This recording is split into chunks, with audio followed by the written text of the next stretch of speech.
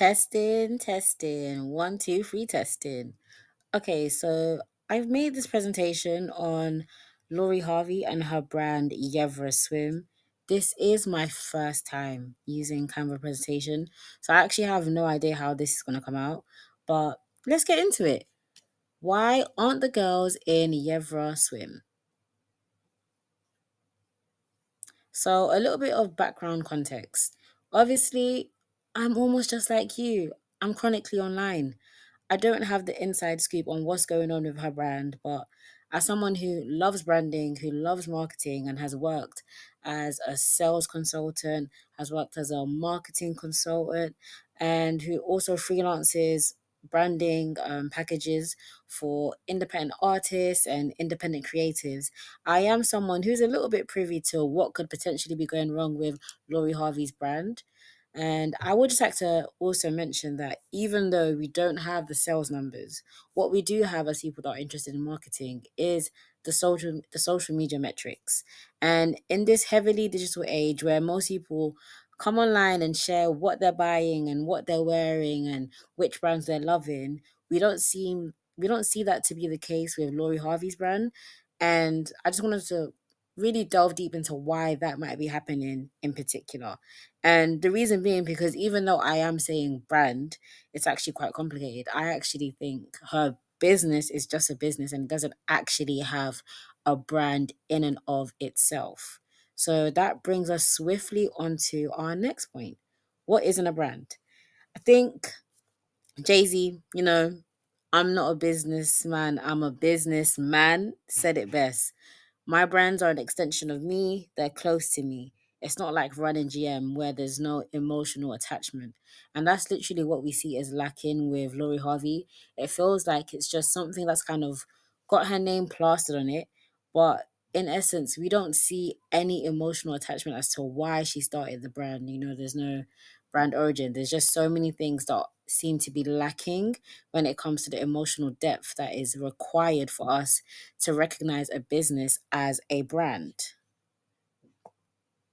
And for a celebrity to launch a brand, there is an expectation on the audience's part for said celebrity to extend their beingness or likeness to the products or services that they will be providing. And therein lies the problem for Lori Harvey.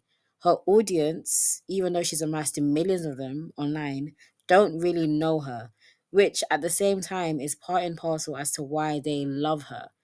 But at the same time, makes for terrible sales conversion. Now, I love listening to Myron Golden. He is a Christian entrepreneur. I feel like he's also like akin maybe to like a modern day Solomon if you are, well versed with the Bible. And one of the key things that I picked up from him recently was that in Hebrew, when you say a name is something, it's not just a label.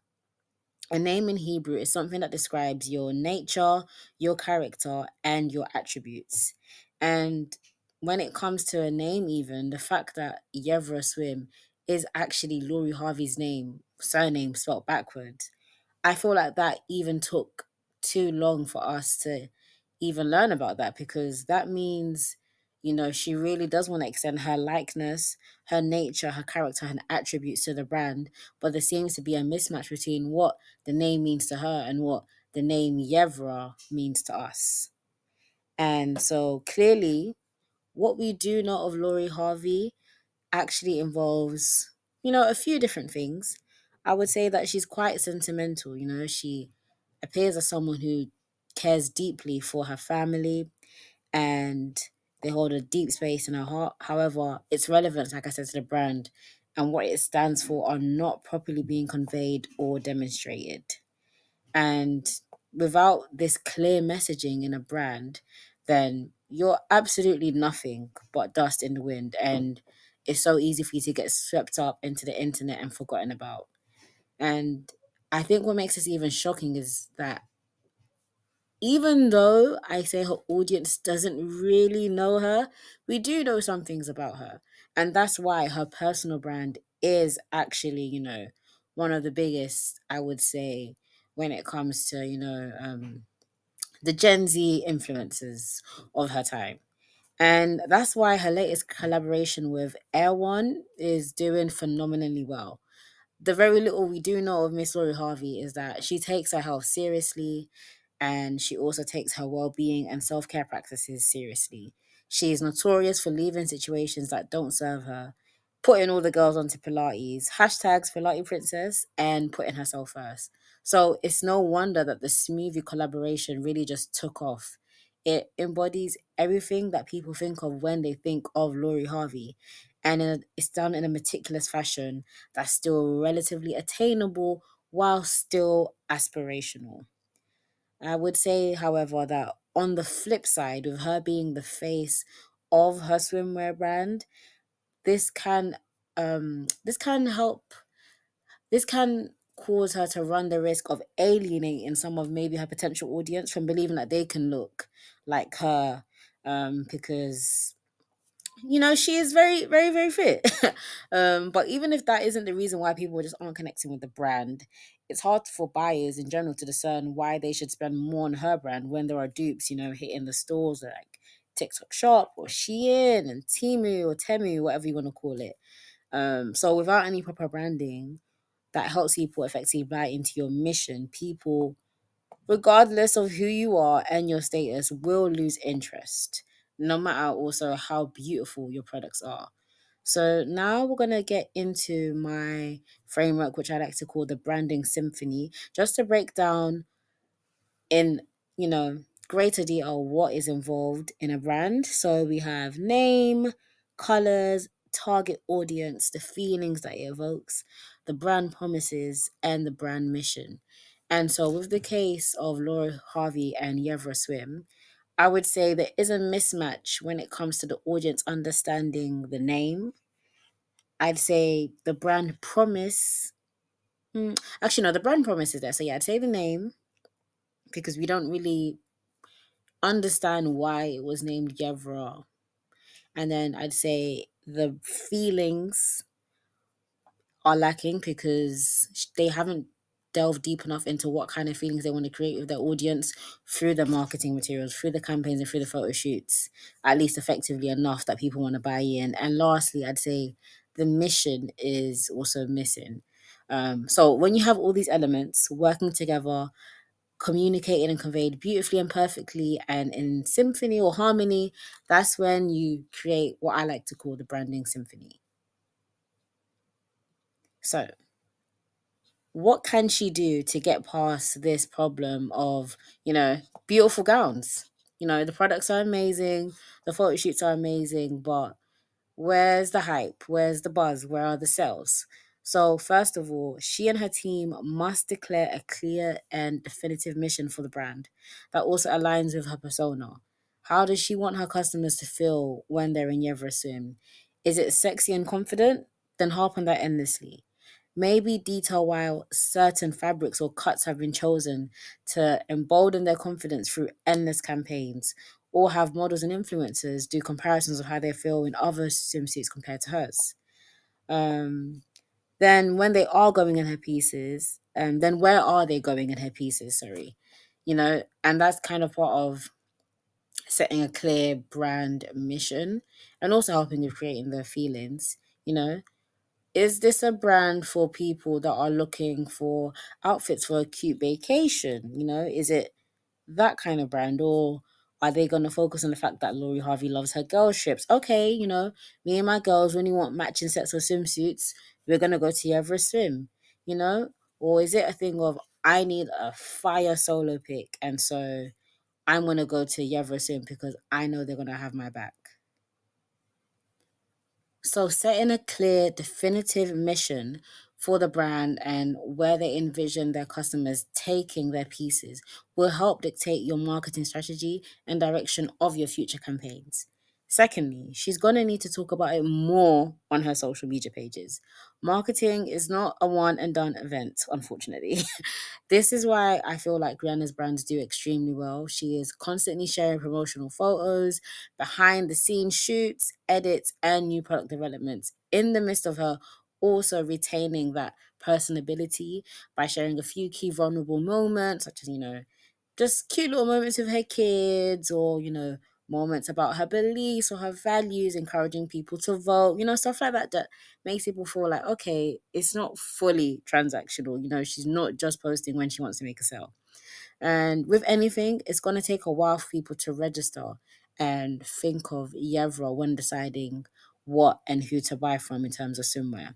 Hence why even multi-billionaires and big conglomerates spend thousands, if not millions, on marketing till today.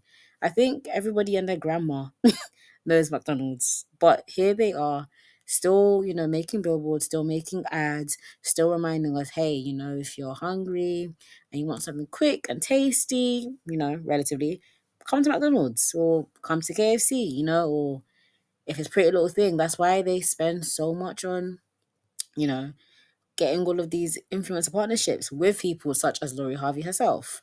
So yeah, she's just gonna need to post more. And I feel like she thought she could evade the need to actually promote and market by partnering with Revolt for the launch.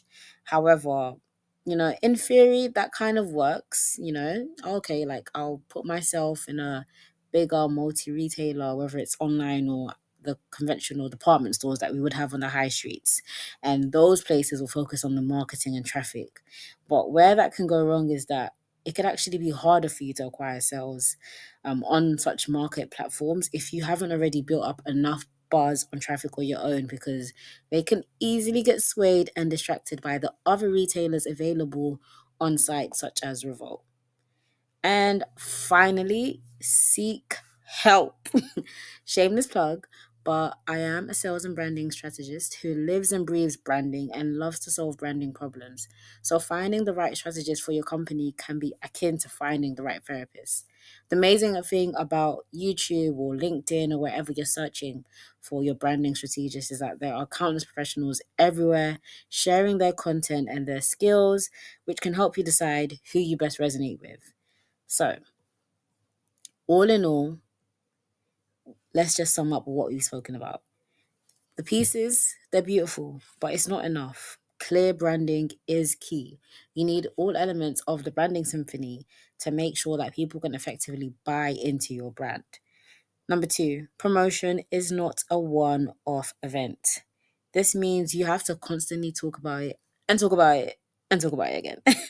And finally, your audience needs a mission to help buy into your brand. Why, why did you also create this brand? And again, that ties into like the name and the meaning. It's just not enough, like I said in the first point, to have beautiful pieces. And so maybe you're thinking, okay, I'm not Lori Harvey, but maybe you kind of find yourself in a similar situation. You're struggling to convert your online presence into a buzzing business. If so, feel free, reach out. If you feel like you resonate with my message and my style, then there are links in the bio down below that you can click on, whether that be just by downloading my wisdom through an ebook or actually booking in a strategy session. And a little bit of context on who I am. I am Sarah Miele Kemby, and I have developed an interest in archetypal psychology since around 2018.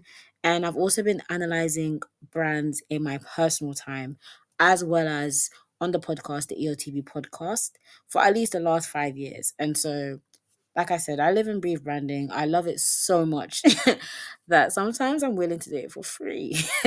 But yeah, I just love it so much. And I feel like branding is key, in this age where competition is rife, you have to get your messaging right. So if you've enjoyed this, make sure you subscribe. And if you feel like you're in a similar situation or you have a different type of problem, but you need an external pair of eyes, make sure you reach out by clicking the links below. Thank you for tuning in, and that's enough for today. Bye.